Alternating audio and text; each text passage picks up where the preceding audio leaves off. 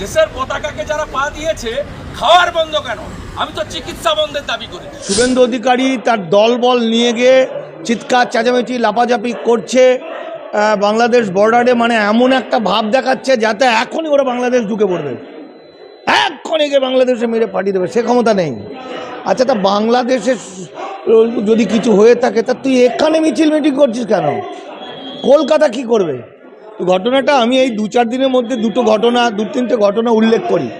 গত পরশু দিন এবিপি আনন্দতে একটা নিউজ আসে, সেই নিউজে বলছে 5-6 দিন আগে, নিউজে বলছে 3-4 দিন আগে, মানে এই শুভেন্দু অধিকারীরা যখন বলছে বাংলাদেশে গণহত্যা চলছে, জেনোসাইড চলছে, হিন্দু নিধন চলছে বাংলাদেশ, এই সময়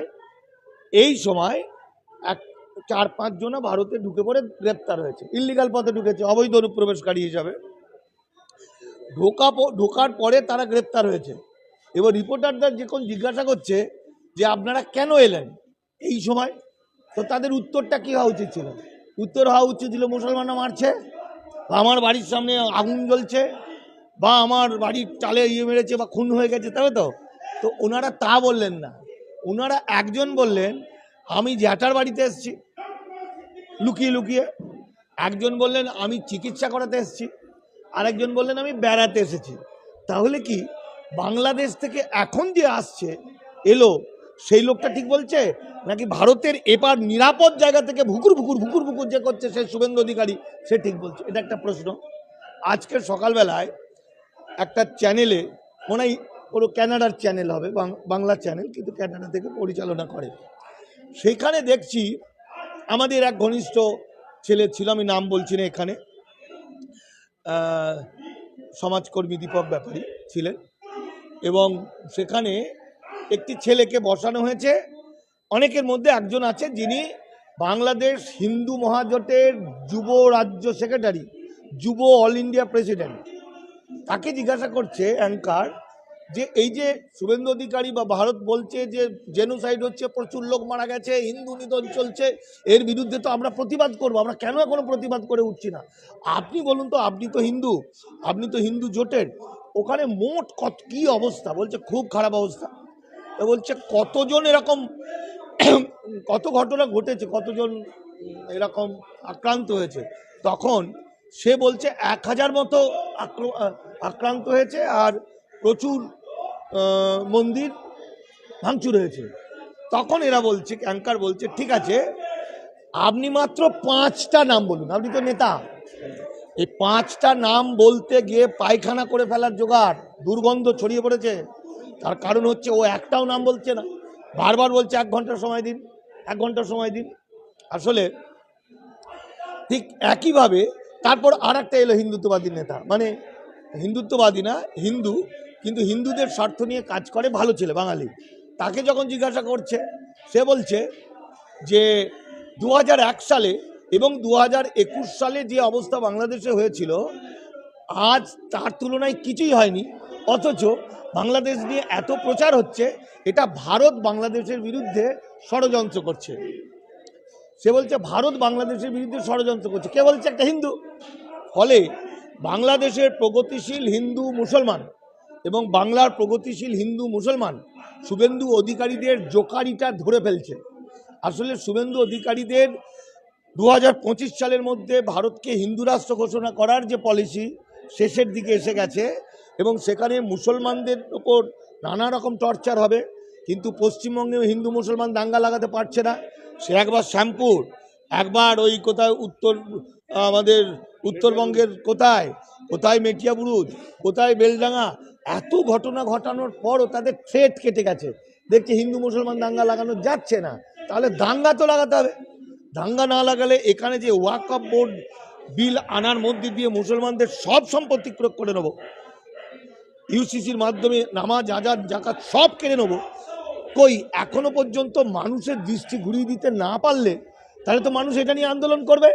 ফলে ওরা ওই বাংলাদেশকে ধরেছে, সব শালাকে ছেড়ে দিয়ে মেরে শালাকে ধরি।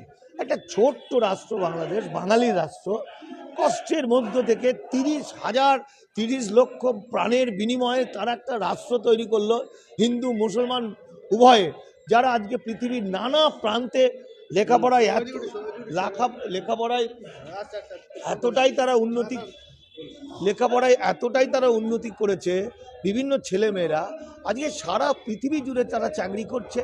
শুধু নিজের স্বার্থে চাকরি করছে না, প্রত্যেকজন তার দেশকে টাকা পাঠাচ্ছে।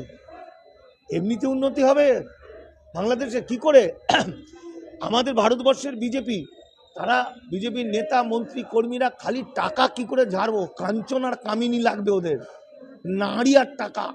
হ্যাঁ, এই নিয়ে কোথায় টাকা নিয়ে পালানো, এই ব্যাংক লুট করা, এইগুলো হচ্ছে বিজেপি আরএসএস। আর বাংলাদেশের ওই ছেলেমেয়েগুলো প্রচুর লেখাপড়া করছে। কেন? আমার দেশকে আমি ভালোবাসি, আমার সোনার বাংলা বলে 1,500 জন প্রাণ দিয়ে দিল। এই যে ঝামেলার পিরিয়ডে যখন বলছে বাংলাদেশে গণহত্যা চলছে হিন্দুদের, তখন হিসাব করে দেখা যাচ্ছে, স্ট্যাটিস্টিক্স বলছে এই যাবৎ 9 জন মারা গেছে হিন্দু, 5 জন রাজনৈতিক কারণে, আর মুসলমান মারা গেছে 1,500।